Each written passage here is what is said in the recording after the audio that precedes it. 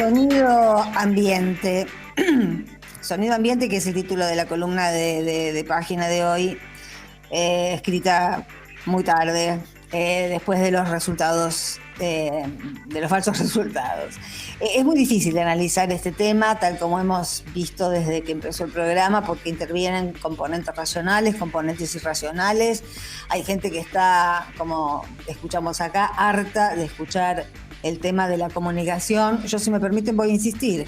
Como vengo insistiendo hace mucho tiempo, con que las ultraderechas y las derechas se están articulando en todo el mundo, también en la Argentina, y no estamos hablando de un resultado en una democracia común y corriente, donde hay un partido que propone una cosa y hay otro partido que propone otra cosa, pero dentro del juego democrático. Nos seguimos incluso nosotros, sin ver, sin tomar en cuenta algunas cuestiones que tienen que ver precisamente con lo contrario. Por ejemplo, el caso que mencionábamos ayer, de que Larreta se estuvo guardando la información de qué pasaba con esa presencialidad que él dispuso antes de tiempo, antes que en el resto del país, desprendiéndose de la necesidad del distanciamiento, de una variante Delta que no sabemos qué alcance puede tener y que se lo guardó para que llegara la veda y para que eso ya no se pudiera decir porque era de alguna manera una crítica electoral, lo usó como herramienta electoral. Es decir, nos siguen haciendo trampa. Algunos de los que ganaron como Milei no son demócratas, quieren ser elegidos para destruir la democracia, lo han dicho una y mil veces. Voy a leer solamente un sueltito de Clarín de cómo explica la derrota del Frente de Todos ayer. Las vacunas retaseadas por manías ideológicas. Mentira. Las vacunas VIP de la manía tan argentina de colarse donde dé lugar. Mentira. Las víctimas de la pandemia que pudieron haber sido salvadas. Mentira, fueron ellos, en sus distritos, los que evitaron salvar vidas. Las víctimas económicas y psicológicas de la cuarentena infinita. Ahí puede ser. La inflación, ahí también. Tenían que pasar factura y la pasaron en las PASO. Bueno, esto es lo que tenemos todos los días de nuestras vidas para, de alguna manera, asimilar una realidad inexistente en la que vive mucha gente y que cree que candidatos, como hemos visto, cuyas principales propuestas, o prácticamente las únicas conocidas, han sido sacar las indemnizaciones para los trabajadores o precarizar el empleo joven, que esas fuerzas políticas hayan salido victoriosas y que al Frente de Todos se le hayan, está buena esa lectura, no es que se llevaron los votos del Frente de Todos, sino que el Frente de Todos sufrió un gran abandono de votos. Son dos lecturas distintas y más interesantes, porque es muy difícil pensar que alguien que votó al Frente de Todos pueda votar a Milei. No estaríamos ante ese escenario, o por lo menos sería hiperlimitado. Estamos ante otro escenario donde hay mucha gente que perdió el entusiasmo, perdió la confianza y perdió la esperanza y decidió no votar o cambiar su voto por alguna opción que también engañosamente este aparato de comunicación al que el gobierno no le da relevancia, al contrario, lo subestimó desde el principio, lo sigue subvencionando, seguimos pagando para que ensucien y mientan, seguimos pagando nosotros, ya que nos rompieron tanto los quinotos con quién paga con los impuestos de quién qué cosa, seguimos pagando con nuestros impuestos a Clarín, con pauta que podría ir a otros lugares que marquen otra agenda.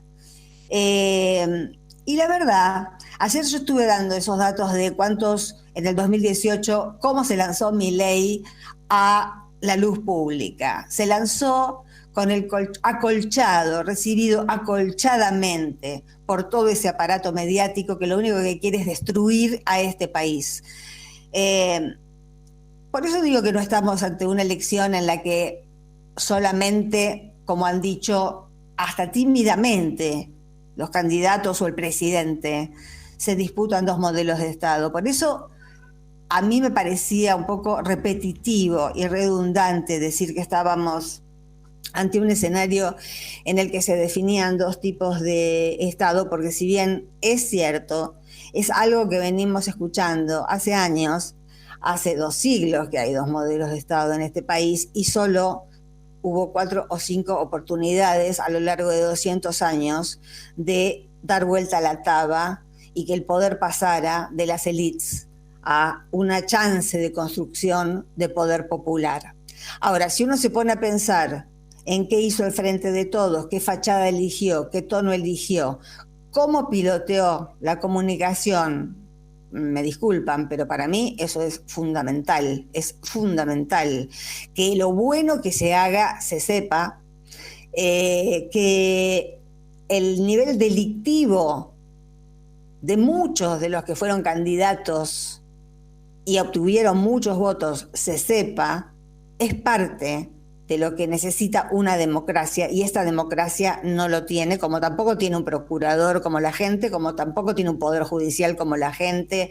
Pepín Rodríguez Simón va a tener tiempo hasta el 2023 para ser extraditado.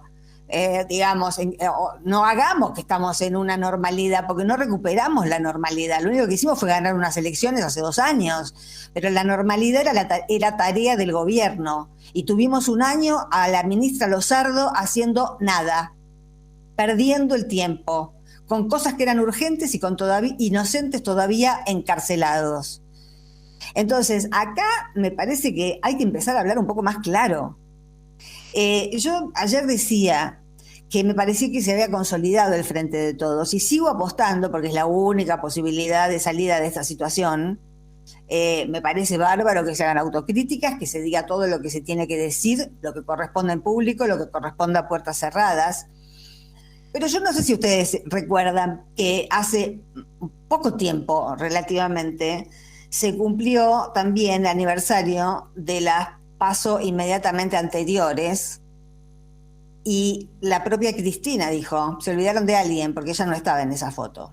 Y fue la persona que tuvo la idea de este frente, la que lo hizo posible, la que aportó el mayor caudal de votos. Y sin embargo, durante todo este año y medio, un gobierno más reconocible por sus tics socialdemócratas, si me apurás frepacistas, a un gobierno peronista,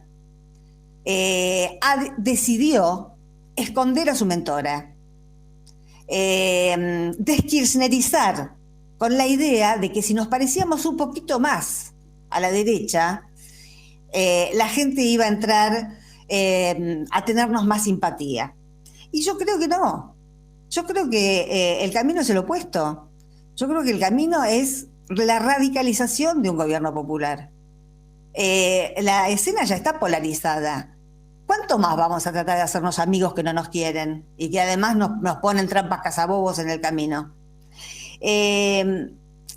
Lo que ha sucedido con la derecha y la ultraderecha en la Argentina no es diferente a lo que sucede con esas mismas fuerzas antidemocráticas y cuyos representantes, muchos de ellos en muchas de sus declaraciones, deberían ser objetados, en algún caso por la justicia electoral y en otro caso por el INADI, porque son racistas, son xenófobos, son misóginos.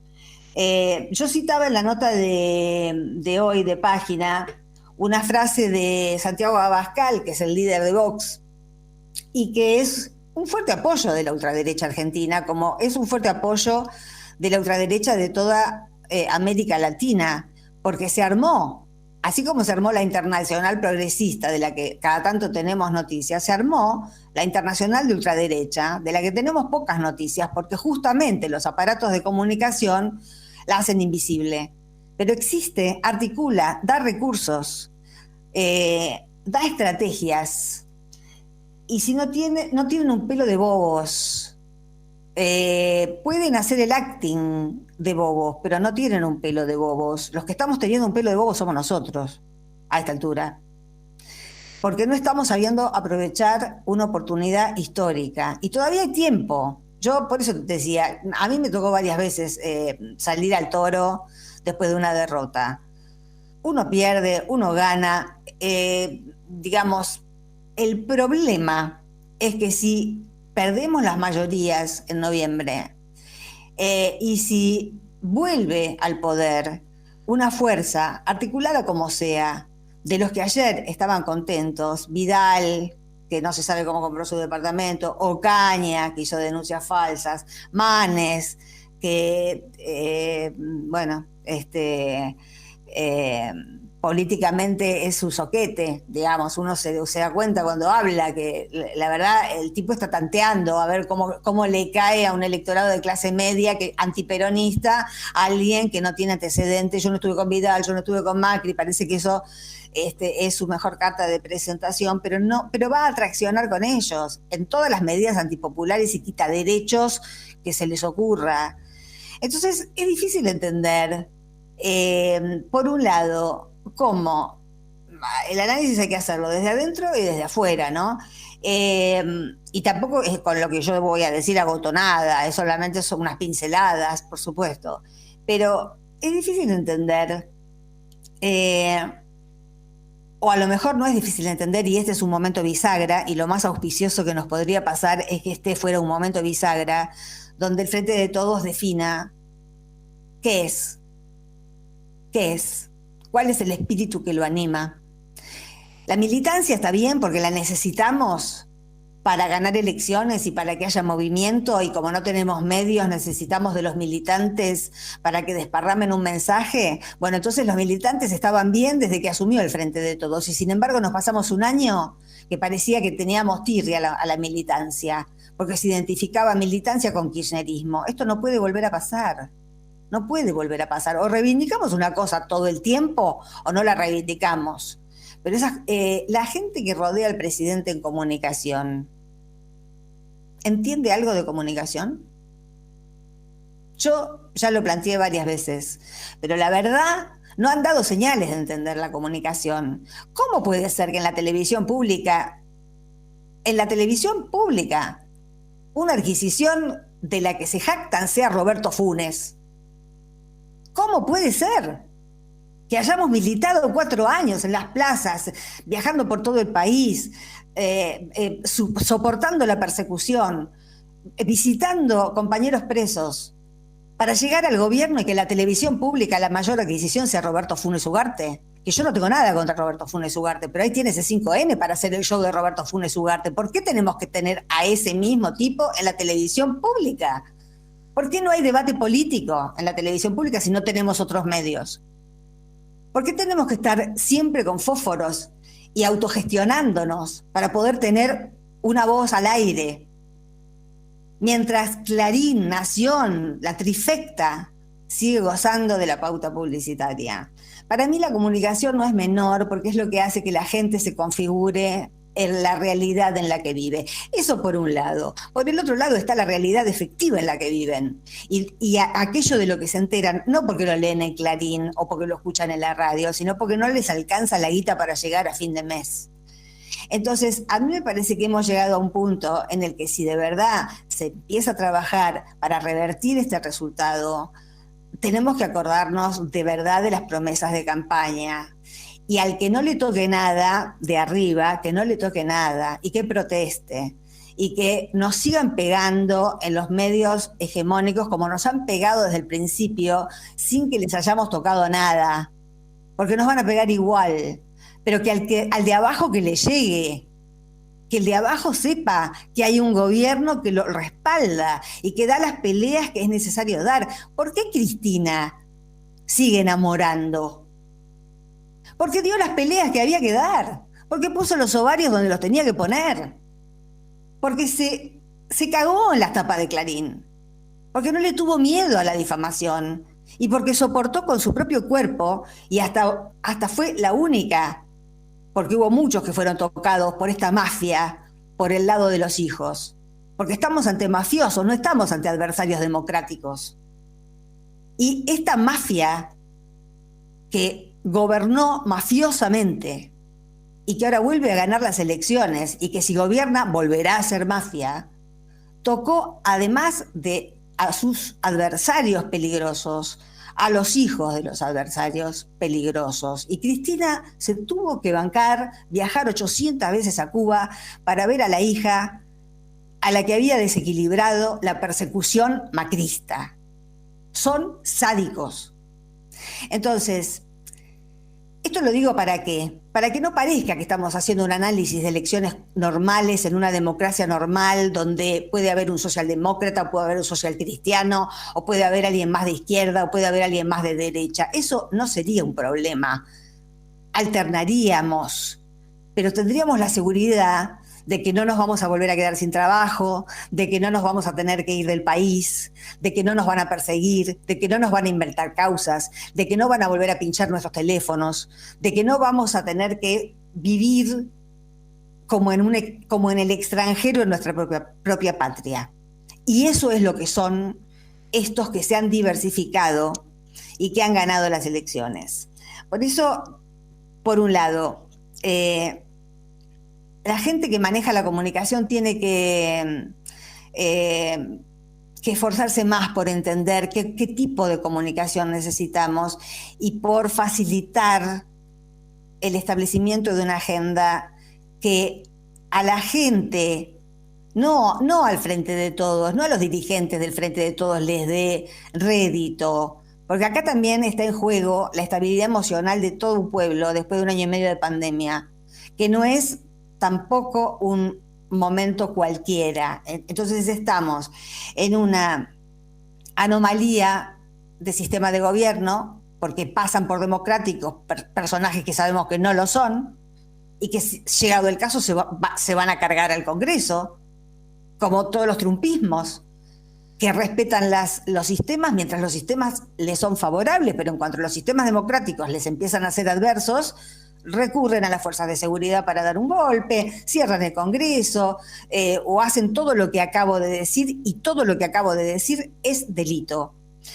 Por un lado eso, y por el otro lado seguimos incomunicados. Y no hay disculpa para eso. La verdad que no hay disculpa de que muchos lo hemos vivido en carne propia durante más de 1 año. Que siguieran silenciándonos como si todavía gobernara el macrismo. Eso yo no sé si responde a una voluntad pueril, ingenua e impotente de querer asimilarse a lo que la gente no quiere, no quiso en el 2019, no quiso más, o si responde a que de verdad no saben qué otra cosa hacer. Más allá de ese tema, lo principal me sigue pareciendo la realidad que llega en el plato de comida, que llega en la factura de luz, que llega en el alquiler que no se puede renovar, que llega en todo lo que tiene que ver con la vida cotidiana y de la que la gente se entera no por el diario, sino por su propia experiencia, por lo vivencial. La memoria histórica del primer peronismo, que es lo que todavía sigue vivo, y por eso existe el Frente de Todos, y por eso existió el kirchnerismo, porque continúa viva la memoria histórica de un momento en el que el pueblo tuvo lo que necesitaba y más. Ya sé que estamos en una crisis económica y que debemos 44.000 millones de dólares, pero mirá qué curioso, los que se afanaron los 44.000 millones de dólares ganan las elecciones. ¿Por qué? Porque parte de ellos, los socios de ellos, son los que le dicen a la gente todos los días, me estoy mirando y hablo como si rapeara, son los que le dicen a todos ellos, a toda la gente que los lee, sí, una realidad inversa a la real. Por eso Milei puede parecer para muchos jóvenes, supongo, un rebelde, cuando es un absoluto integrado, que va a volver a hacer las mismas cosas que hicieron los viejos sin peluquín. Milei en el fondo es un pelado. Milei en el fondo es un pelado, no es un tipo gracioso con peluquín. Es un viejo. No es lo joven de la política, que es la gran anomalía de la comunicación en la Argentina, es que hace aparecer a gente que trae los mensajes más viejos de las élites como lo más novedoso que tenemos para ofrecer. Entonces yo digo, pongámonos las pilas, revisemos el que sirve, el que es leal, el que traccionó a favor, que se quede. El que cortó boleta, bueno, tomemos nota. El que no quiso jugar, tomemos nota. El que no sirve, tomemos nota. Hagamos el intento de ser quienes somos realmente. Primero vendría la pregunta, ¿quiénes somos realmente? Es lo primero que tenemos que discutir. ¿Somos una fuerza de centroizquierda o somos una fuerza un poco peronista y un poco liberal? Ese es el dilema del Frente de Todos. Todavía no se despejó esa duda y la tenemos que despejar ahora porque no hay más tiempo.